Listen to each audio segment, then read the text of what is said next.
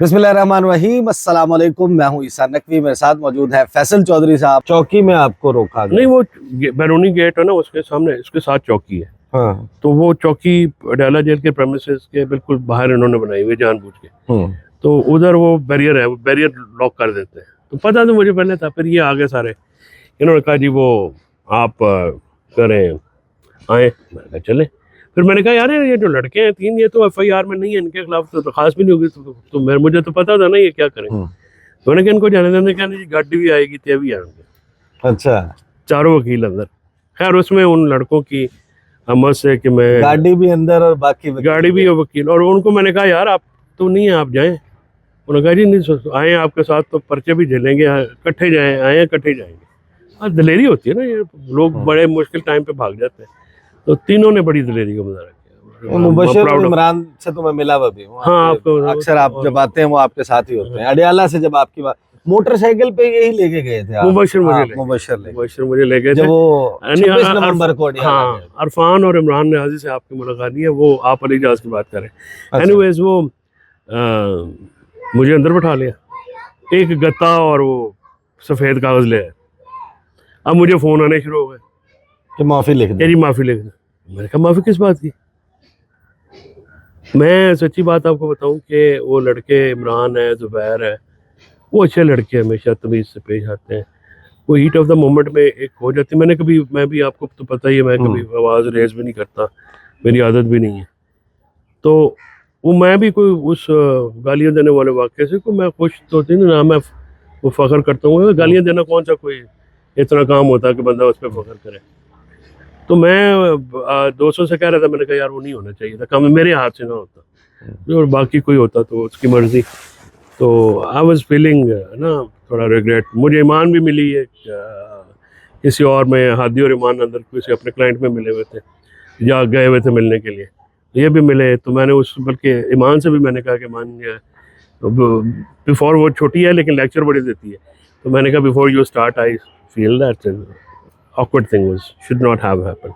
खैर इन्होंने कहा जी अपना कभी किसी दोस्त का फ़ोन, दोस्त आप समझते हैं ना, कि जी वो माफ़ी मांगे। मैंने कहा माफ़ी किस बात की? अब तो आप लोगों ने मुझे डिटेन किया है, तो मैं तो अगर मैं इस तरह से, अगर तुम आप समझें कि मुझे आप कंपेल करके या मुझे वो पंजाबी में कहते कोडा करके माफ़ी मंगवाओगे, तो मैं कहा मैं तो बरादरी के पीले वाला आदमी हूँ, तो मुझे तो घर में रोटी किसी ने देनी, मैं तो बाहर नहीं फेस नहीं कर सकूँगा लोगों को।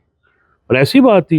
मैंने कहा जी मुझे आपने अंदर पर्चा देना है, आपने मुझे किसी और जगह लेके जाना है, इंतज़ार पंजूते वाला काम करना करें, मैंने माफ़ी नहीं मांगनी, सवाल ही नहीं पैदा होता। खैर वो 2-3 घंटे उन्होंने बिठाए रखा, कभी कोई आ जाए, कभी कोई बात कर ले, 4-5 दबाव बढ़ाते रहे। फिर इतने में मीनवाइल मुझे पता चला कि बार कौंसिल की भी रेजोल्यूशन आई, फिर आप मीडिया में भी आई, सोशल मीडिया पे भी है। सोशल मीडिया तो खैर हमारी वर्कर्स या हम PTI का तो हमेशा शुक्रगुजार रहता हूँ, इतनी मोहब्बत करते हैं, और उसका कोई मतलब बंदा कोई दे भी नहीं सकता। तो बाद में मुझे पता चला कि काफ़ी शोर हुआ। फिर हमारे जो बार के ओहदेदारान है सीनियर, सब ने बात की, और फिर मेरे पास SHO आ गए, और हमने आपको डिटेन तो नहीं किया हुआ। तो मैंने कहा ये 2.5 घंटे से इधर बैठाया हुआ तो और किस लिए किया हुआ है? वो जी आपके खिलाफ दरख्वास्त थी, तो हमने उसके दरियाफ्त के लिए। मैंने कहा बात सुनो, दरियाफ्त इस तरह से नहीं होती, मुझे भी पता है। बहरहाल दरख्वास्त, उन्होंने कहा जी ये दरख्वास्त आपकी है, आपकी काउंटर है। मैंने कहा दे दें, जो उस दरख्वास्त पे पर्चा देना उस पर दे दें, मैं तो जुडिशल साइड पे चला गया हूँ, आपसे तो मैंने कुछ करवाना नहीं है। सही। तो मैं तो अपनी अदालतों से ही करवाऊंगा जो कुछ भी करवाना है। खैर फिर उन्होंने कहा जी आप चले जाएं। रोका, वो वाकया हुआ, फिर छोड़ा, फिर ये रोका, ये छोड़ा, ये तो सारा आ गया ना सामने। पकड़ा था क्यों, रोका था क्यों? वो सिंपल है, उसकी वजह एक ही है, जो वो है कि मैंने इमरान खान के जो आर्मी चीफ को लेटर लिखा था, उसके कंटेंट्स मैंने रिवील किए थे बस, वो सिर्फ वो प्रॉब्लम है। और मुझे इन्होंने पहले भी कोई इशारों कराए हुए मैसेज आए कि आप ना करें। मैंने कहा यार मैं कैसे ना करूं, वो जेल में है। कंटेंट्स तो ट्वीट के ऊपर मौजूद थे, वो आ गए ट्वीट पे भी। मतलब डफर्स है ना, अकल तो है नहीं कि मतलब आप इमरान खान अंदर बात, इमरान खान की देखें आप, रिपोर्ट पे पाबंदी है, आप फिल्म नहीं चला सकते, आवाज़ नहीं चला सकते। अब उसके लफ्ज़ भी ना बाहर आए यार, वो कोई रंगून में रहता है, वो पाकिस्तान का सबसे बड़ा लीडर है, लोगों के दिलों में धड़कता है, वो लोगों का एक मतलब वो शहजादा है लोगों का, वो लोगों की ख्वाब है, लोगों की उम्मीद है। आप कहते हैं कि उसके आवाज़ उसकी बाहर ना आए, कैसे ना आए? ठीक है, मुजीबुर रहमान शामी साहब ने मुझे उस दिन शो पे लिया जिस दिन ये वाक़या हुआ था, उन्होंने कहा जी आप वहाँ पे सियासी उनके तर्जमान बनते हैं तो इसलिए आपको रोका। अज़मा बुखारी नदीम मलिक के शो में मुझे कहती हैं इनका लिस्ट में नाम नहीं था। ठीक है, एक और शो में मुझे पता है उन्होंने कहा कुछ और वजह दी, तो ये 3 वजह मुख्तलिफ थी। सही। ठीक है, तो मैंने कहा यार बंदा तो एक रख लो जिहड़ा तुहानू दस्सिया करे। हर किसी ने अपना अपना बंदा रखा हुआ है, किसी को पता नहीं लिस्ट में मेरा एक नाम नहीं है। खान का वकालतनामा मेरा है, शीरी मज़ारी का वकालतनामा मेरा है, फवाद साहब का वकालतनामा मेरा है और 2-3 लोगों का वकालतनामा मेरा है। ठीक है, और लिस्ट में मेरा नाम टॉप पे होता है हमेशा। और बिकॉज जब से इंतजार भाई गए ना तो फिर वो तकरीबन सारे काम मेरे ज़िम्मे लग गए हैं, जो कि वो आना जाना वो बड़ा अजीब सा, वो बड़ा टाइम टेकिंग काम होता है, जो फ्रैंकली स्पीकिंग बंदा एवं ही और नाराज़गी अलग था। हालांकि मैंने उसमें खुद को तो निकलवा लिया, खान साहब खुद नाम देते हैं, लेकिन वो एग्जीक्यूट कराना होता है। तो एनीवेज वो एक ही वजह, और क्या वजह, और उनको क्या पता नहीं। और मुझे समझ नहीं आती ऐसा हम कोई किसी रियासत के जो है ना वो राया नहीं है, हम आज़ाद शहरी हैं, हम किसी इदारा या शख्सियत हमारे ऊपर बादशाह नहीं है।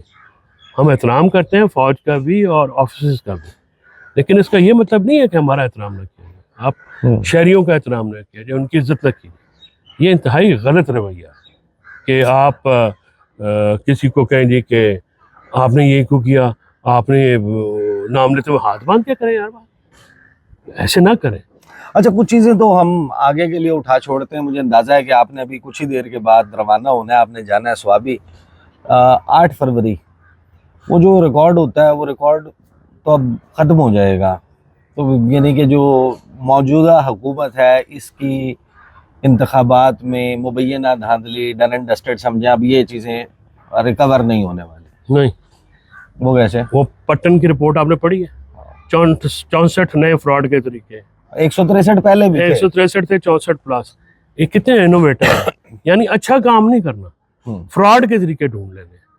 8 फरवरी जो है ना 2024, ये हबीब जालिब साहब की आज मैंने ट्वीट भी किया, सुबह मैं पढ़ा था कि दीप जिसका महलात में चला, चंद लोगों की खुशियों को साथ लेके, ऐसे दस्तूर को सुबह बेनूर को मैं नहीं मानता, मैं नहीं जानता। पाकिस्तान की अवाम इस इलेक्शन को कभी भी नहीं मानेगी। आप एक कानूनी बात करें, मैं आपको सियासी बात करूं, मैं आपको एक जज्बाती बात करूं। हम इस इलेक्शन को ना हमने माना है, मिनॉरिटी को मेजॉरिटी के ऊपर जो है, और मुतहदा पोजीशन ने नहीं माना। इमरान खान का तो लेटर ना उनका पहला कॉन्ट्रैक्ट था, मुतहदा पोजीशन ने नहीं माना। ठीक है, और मुतहदा पोजीशन ने इसके खिलाफ बात की। देखें, कभी भी ये जो नफरतें कदूरते हैं ना लोगों में इनके खिलाफ, मैं आपको बताऊं कि कितनी अनफॉर्चुनेट बात है। ये जो इंसिडेंट हुआ वो एक अनप्लेजेंट इंसिडेंट, किसी शख्स ने यूनिफॉर्म पहने हुए अफसर के साथ हमदर्दी नहीं की। ये अंदाजा लगाएं आप लोगों की, नहीं ये अफसोस की बात नहीं है, वो यूनिफॉर्म में डिफ्रेंशिएट नहीं कर सकते। लोगों की परसेप्शन में ये है कि ये वो इस्तेमारी नुमाइंदे हैं जो कि हमारे हकूक़ पे, हमारी इज़्ज़त पे, नामूस पे हाथ डालते हैं, ये वजह है।